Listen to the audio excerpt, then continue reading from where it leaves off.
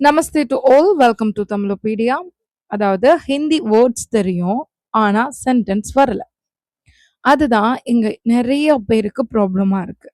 அதாவது ஹிந்தி ரொம்ப கஷ்டமே கிடையாது, பட் அதோட பேட்டர்ன் நமக்கு தெரியல. அதுதான் பிரச்சனை. இன்னைக்கு உங்களுக்கு ஒரு அழகான மேஜிக் லைன் நான் சொல்லித்தரேன், சரியா? இந்த ஒரு மேஜிக் லைன் தெரிஞ்சா நீங்க 100 வேர்ட்ஸ் கேட்டு ஹிந்தியை ஈஸியா கத்துக்கலாம். வாங்க, அது என்ன வேர்ட்னு உங்களுக்கு சொல்லித்தரேன். சொல்லட்டுமா? பாருங்க, கைசே போல்தே ஹே. கைசே போல்தே ஹே. என்கூட சேர்ந்து இன்னொரு டைம் ரிப்பீட் பண்ணுங்க. கைசே போல்தே ஹே.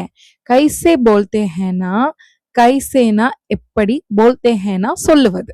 கைசே போல்தே ஹேனா இதுக்கு அர்த்தம், இதை எப்படி சொல்லுவது அப்படின்னு. இப்ப கவனிங்க, உங்களுக்கு பால் ஹிந்தியில தெரியாதுன்னா என்ன கேட்பீங்க? மில்க் கைசே போல்தே ஹே. மில்க் கைசே போல்தே ஹேனா பாலை எப்படி சொல்றது அப்படின்னு அர்த்தம். அடுத்தது பஸ் ஸ்டாண்ட் தெரியாதுன்னா பஸ் ஸ்டாண்ட் கைசே போல்தே ஹே. பஸ் ஸ்டாண்டை எப்படி ஹிந்தியில சொல்றது? அடுத்தது நமக்கு ரேட், பிரைஸ், அதுக்கு என்னன்னு தெரியாதுல, பிரைஸ் கைசே போல்தே ஹே.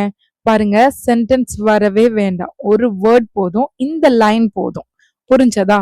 இப்ப அதே மாதிரி பாருங்க, கைசே போல்தா ஹே, கைசே போல்தி ஹே, கைசே போல்தே ஹே.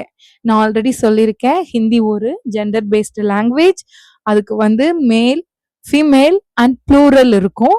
அதையும் நீங்க தெரிஞ்சுட்டு நீங்க பேச ஸ்டார்ட் பண்ணிட்டா உங்களுக்கு மிஸ்டேக்கே இல்லாத ஹிந்தி பேசலாம்.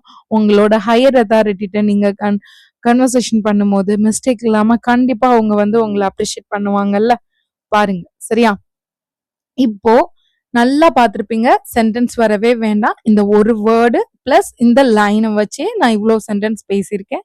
அதனாலதான் சொல்றேன், ஹிந்தி கஷ்டமே இல்லை, பட் நமக்கு சென்டென்ஸ் ஸ்டார்ட் பண்ண பேட்டர்ன் தெரியாததுனாலதான், நமக்கு அந்த பேட்டர்ன் தெரியல. அந்த பேட்டர்னை தான் நாங்க எங்க கிளாஸ்ல சொல்லி கொடுக்குறோம். இந்த ஒரு வேர்டு இல்ல, ஒரு பேட்டர்ன் இல்லை, இந்த மாதிரி நிறைய பேட்டர்ன்ஸ் யூஸ் பண்ணி சொல்லி கொடுக்குறோம். ரொம்ப ஈஸிங்க. இந்த மாதிரி ஈஸி பேட்டர்ன்ஸ் கத்துக்கணும்னா மறக்காம எங்க ஹிந்தி பேட்ச்ல ஜாயின் பண்ணலாம். ஸோ இன்னும் நிறைய இப்படி பயனுள்ள பேட்டர்ன்ஸ் நாங்க கிளாஸ்லயே ஷேர் பண்ணுவோம். சரி, இன்னைக்கு உங்களுக்கான ஒரு கொஸ்டின் வச்சிருக்கேன். இப்ப இந்த கிளாஸ் உங்களுக்கு புரிஞ்சிருந்தா கண்டிப்பா இதுக்கான ஆன்சரை நீங்க பண்ணலாம். அதாவது சாப்பாடு, இதை எப்படி ஹிந்தியில சொல்றது, இதுதான் இன்னைக்கான கொஸ்டின்.